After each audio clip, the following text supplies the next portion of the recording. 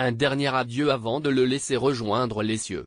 Ce jeudi 12 avril ont eu lieu les obsèques de Jacques Higelin, des funérailles en grande pompe pour un grand monsieur de la musique, qui se sont déroulées en 2 temps. La première partie s'est tenue en début d'après-midi entre les murs du superbe cirque d'hiver à Paris. Un dernier tour de piste symbolique, entouré de ses amis et de ses proches. De nombreuses personnalités avaient répondu à l'appel. Devant le cirque d'hiver, on a tout d'abord croisé Kouelane Nguyen, la mère de Ken Higelin, l'un des 3 enfants de l'artiste décédé le 6 avril à l'âge de 77 ans. Lui emboîtant le pas, on a pu voir de nombreux amis, de la musique comme du cinéma, avec Alain Souchon, venu avec son fils Pierre, Daniel Auteuil, Tom Novembre, Axel Bauer, Mathias Malcieu, Cali, Louis Bertignac, Paul Persson ou encore Armand Altaï et l'actrice Marina Foï. La maire de Paris, Anne Hidalgo, ainsi que la ministre de la Culture, François Nyssen, étaient également présentes, tout comme Jacques Lang. Tous ont ensuite pris place dans les gradins du cirque d'hiver, avec un piano installé sur la piste devant un parterre de tournesol, et une photo en noir et blanc et de dos du poète rock, disparu vendredi à 77 ans. En dessous, l'inscription comportant ces 3 prénoms Jacques,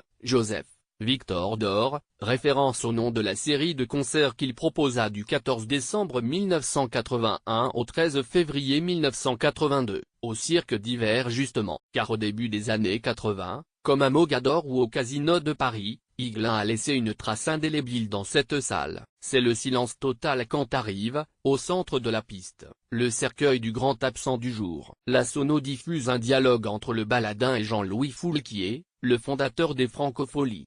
Rien ne m'empêchera de chanter, promet dans cette interview l'enchanteur Higelin. Pendant l'hommage qui a suivi, Daniel Auteuil a notamment lu une lettre adressée par Barbara au chanteur. Sandrine Bonner, qui lui avait consacré récemment un documentaire, a récité un texte, accompagné par un guitariste. « À toi, Jacques, une dernière taffe de provoque », a déclamé la comédienne, émue. C'est ensuite le fils aîné de Jacques Higelin, Arthur H., qui a pris le relais, accompagné par le grand complice de son père El Areski. La grande Brigitte Fontaine m'a envoyé un mot au téléphone. Elle n'avait pas le courage de parler.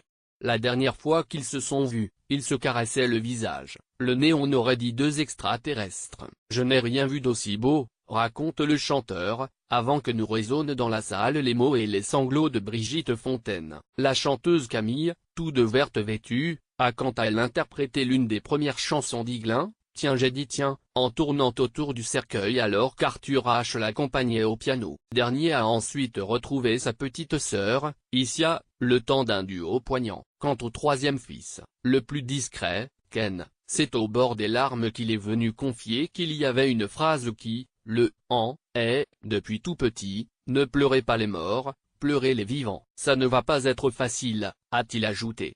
On ne le détrompera pas.